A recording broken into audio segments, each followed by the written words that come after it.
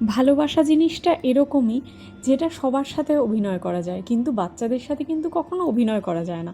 কারণ বাচ্চারা এমনই যে ওরাদের যারা ভালোবাসবে, মন থেকে ভালোবাসবে, ওরা তাদের কাছেই বারবার যাবে। তো ওরা জানে যে কে ওদের ভালোবাসছে আর কে ভালোবাসার অভিনয় করছে।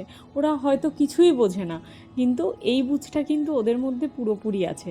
তো আজকে আমার বাড়িতে এসেছিলো আমার দিদি, ওর ছেলে মেয়ে। আমি ওর ছেলে মেয়েকে খুব ভালোবাসি।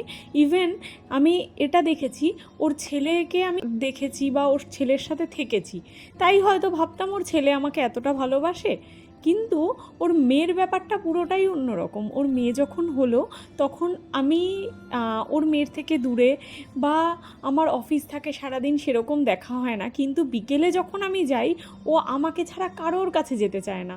তো বাচ্চাদের মন এতটাই নিষ্পাপ, ওদের ভালোবাসাটা এতটাই পিওর যে ওরা তার কাছেই যাবে যারা ওদের ভালোবাসবে।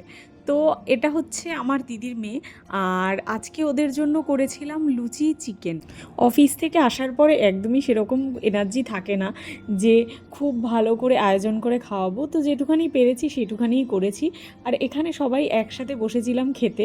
আর খেতে খেতে আমি ওকে জিজ্ঞেস করছিলাম যে কীরকম হয়েছে রান্নাটা, একটু বল।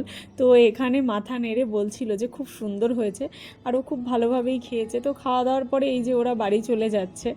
আর ওর মেয়ে এত ছটফট করছিল যে আমার দিদি ওর জুতো না পরেই ওর মেয়ের সাথে নিচে নেমে চলে গেছে।